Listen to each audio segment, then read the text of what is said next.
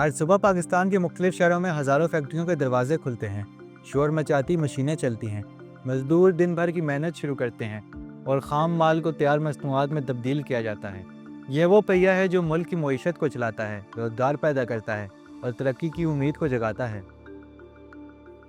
लेकिन इस पहिए की रफ्तार हमेशा एक जैसी नहीं रहती। कभी ये तेज़ घूमता है तो कभी आहिस्ता हो जाता है। क्या 2024 में ये पहिया अपनी पूरी रफ्तार से घूम रहा है?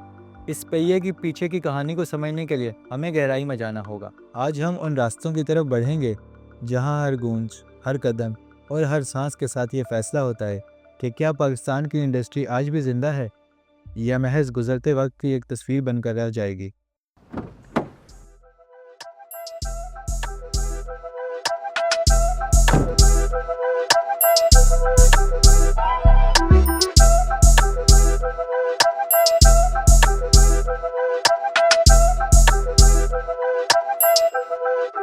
हमारी रोज़मर्रा की ज़िंदगी में खाने की अहमियत से इनकार कोई नहीं कर सकता, लेकिन बदलते वक्त और मसरूफियात के साथ हर किसी के लिए ताज़ा खाने का असूल मुमकिन नहीं। ऐसे में फ्रोज़न फूड एक नया रास्ता है।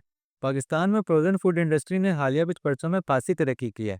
आज हम एक ऐसी फैक्ट्री में मौजूद हैं जो इस सनत की दिल की धड़कन समझी जाती है। यहाँ हर पैकेट, हर प्रोडक्ट और हर लम्हा मुनाफा और नुकसान की कहानी सुनाता है। तो आइए देखते हैं इस फैक्ट्री में क्या चल रहा है। आपके बिजनेस का क्या नाम है और आपने ये कब स्टार्ट किया?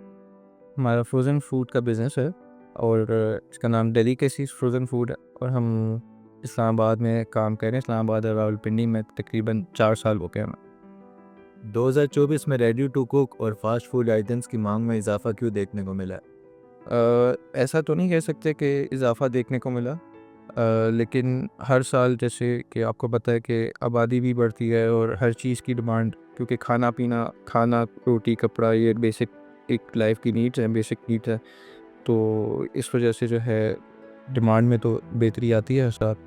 तो इस साल भी उसी तरह बाकी सीजन्स की तरह बेहतरी देखने को मिली। मार्केट में मौजूद बड़े ब्रांड्स के साथ मुकाबला करना दिखना मुश्किल या आसान है? मैं अगर अपने बिज़नेस की बात करूँ तो हम जो है हमने अपना बिज़नेस अभी रिसेंटली कन्वर्ट किया है। रिटेल स्टोर से हमने इसको B2C कर दिया। हम डायरेक्ट कंज्यूमर को टारगेट कर रहे हैं। हमारी वेबसाइट उसका मौजूद है जिसमें हम होम डिलीवरी दे रहे हैं और इस्लामाबाद और रावलपिंडी में हम 45 मिनट्स में डिलीवर करते हैं। तो कंपटीशन में हम कोशिश करते हैं कि बाकी कंपनी के साथ कंपटीशन में ना जाएं। मटेरियल की कीमतों में इजाफे का आपके मुनाफे पर क्या असर पड़ता है? अगर आप पिछले 2-3 साल की बात करें तो उसमें इन्फ्लेशन की वजह से काफ़ी प्रॉफिट जो है उसमें कमी आई है हमारे। लेकिन ये है कि वैसे भी हम कोशिश हमारी यही होती है कि कस्टमर को अच्छे से अच्छा प्रोडक्ट दिया जाए, कम से कम मुनाफे के साथ। तो ऑब्वियसली हमें फिर रेट्स भी उस हिसाब से करने पड़ते हैं, लेकिन स्टिल हमारे जो रेट्स हैं बाकी कंपनीज़ को मद्देनज़र रखें तो काफ़ी कम है। क्या फूड बिजनेस के लिए मौजूदा माशी हालात में आगे बढ़ना मुमकिन है या ये भी किसी वक्त खतरे में आ सकता है? नहीं, बिल्कुल मुमकिन है। इसको ख़तरा नहीं है, क्योंकि एक जो खाने पीने की चीज़ें, जैसा मैंने पहले बताया कि ये एक बेसिक नीड है, खाना पीना, रोटी, कपड़ा हो, तो ये जो है बेसिक नीड है और ये कभी भी दुनिया में ख़त्म नहीं हो सकती। कंस्ट्रक्शन की दुनिया में सबसे ज़्यादा इम्पोर्टेंट चीज़ उसकी मजबूती और पायदारी होती है। जब भी किसी स्ट्रॉन्ग स्ट्रक्चर की बात होती है, ये सरिया उसका अहम हिस्सा होता है। चाहे वो बड़ी बड़ी इमारतें हों या फिर पुल, सरिया सबकी बैकबोन होता है। हर गुजरते दिन के साथ सरिया की डिमांड में तेज़ी से इजाफा हो रहा है, मगर सवाल ये है कि क्या 2024 में इंडस्ट्री वाकई प्रॉफिटेबल है? आज हम एक ऐसी फैक्ट्री को विजिट करने जा रहे हैं जो सरिया बनाने में महारत रखती है। तो चलिए देखते हैं अंदर क्या चल रहा है और ये फैक्ट्री कैसे ग्रो कर रही है। आपकी कंपनी का क्या नाम है और ये कब स्टार्ट हुई? हसन स्टील रोलिंग मिल 2019 के अंदर हमने इसका स्टार्ट लिया था। इस वक्त कंस्ट्रक्शन इंडस्ट्री को सबसे बड़ा चैलेंज क्या दरपेश आ रहा है? ओवरऑल अगर आप देखें तो कंस्ट्रक्शन इंडस्ट्री को इस वक्त बहुत से चैलेंजेस का सामना है। रियल एस्टेट में टैक्सेस की भरमार की हुई है गवर्नमेंट की तरफ से। आपकी कंस्ट्रक्शन इंडस्ट्री इस वक्त बिल्कुल बैठ चुकी है। इन्वेस्टर का बिल्कुल झुकाव नहीं है रियल एस्टेट की तरफ। और जो आपका ओवरसीज़ पाकिस्तानीज़ था, वो भी इस वक्त जो मौजूदा सूरत हाल है कंस्ट्रक्शन इंडस्ट्री की, तो वो भी इस वक्त बिल्कुल कंस्ट्रक्शन इंडस्ट्री की तरफ नहीं देख रहा।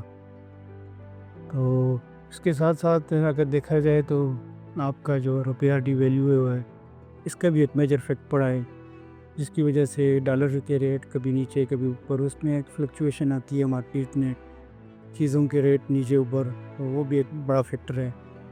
हाँ, जैसे अभी एक बिल्डर्स है, उसने एक मकान, उसकी टोटल कास्ट अगर 80 फॉर एग्ज़ाम्पल 50 लाख में उसने कंप्लीट करना है, तो उसने अपना एक मुनासिब सा मुनाफा रख के उसको सेल आउट करना था। मौजूदा पोजीशन में उसकी कास्ट जो है वो 1 करोड़ से ऊपर आ रही है।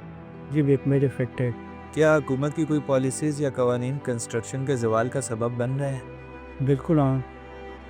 आप इस्लामाबाद ही की मिसाल ले लीजिए कि आज से कुछ टाइम पहले 2-4 साल पीछे अगर आप देखें तो इस्लामाबाद के अंदर 14 से 15 स्टील इंडस्ट्री थी जो मैन्युफैक्चरिंग कर रही थी यहाँ पे, और मौजूदा टाइम में सिर्फ 1 या 2 इंडस्ट्री रह चुकी, बाकी सब यहाँ से आउट ऑफ सिटी शिफ्ट हो चुकी।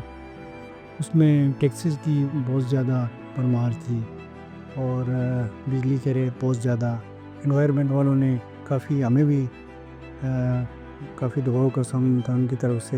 हमने ख़ुद अपनी इंडस्ट्री जो है वो यहाँ से आउट ऑफ सिटी शिफ्ट की है। तो मौजूदा इंडस्ट्री को रिलीफ देना चाहिए गवर्नमेंट ने, टैक्सेस में ख़ासकर। वैसे ओवरऑल आप देख लें जितनी भी कंट्रीज़ हैं उनकी इंडस्ट्री को कितनी सहूलत मौजूद है। कई ममालिक के अंदर तो इंडस्ट्री को बिजली फ्री है, तो इसीलिए उनकी इंडस्ट्री जो है वो ग्रोथ कर रही है और हम दिन ब दिन ज़वाल का शिकार हो गए हैं।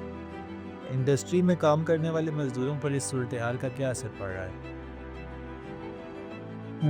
देखा जाए तो इस वक्त मज़दूर बहुत ज़्यादा परेशान हैं। जैसे हम अपनी इंडस्ट्री की बात करें तो 2019 में जब यहाँ पे मैन्युफैक्चरिंग हो रही थी तो 150 से 200 लेबर जो है वो हमारे पास काम करती थी।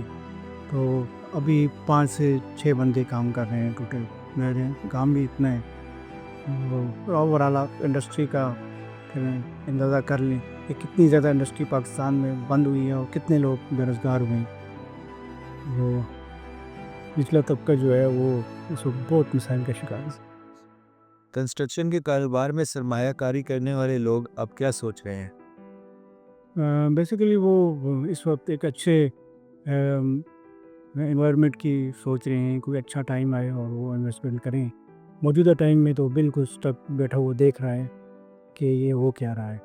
जिस तरह की रियल एस्टेट बिल्कुल बैठ चुकी है, आपकी प्रॉपर्टी पे इतने ज़्यादा टैक्सेस हैं कि कोई मतलब उस तरफ जाता ही है। तो ये बहुत से मसाइल हैं, गवर्नमेंट को उसको देखना चाहिए और रिलीफ देना चाहिए कंस्ट्रक्शन इंडस्ट्री को।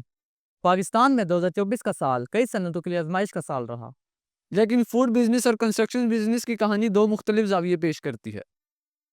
एक तरफ कंस्ट्रक्शन बिजनेस हुकूमत की बदलती हुई पॉलिसियों की वजह से मुआशी बहरान का शिकार है, तो दूसरी तरफ फूड बिजनेस सार्फिन की बढ़ती हुई ज़रूरियात की वजह से तरक्की की राहों पर गामजन है।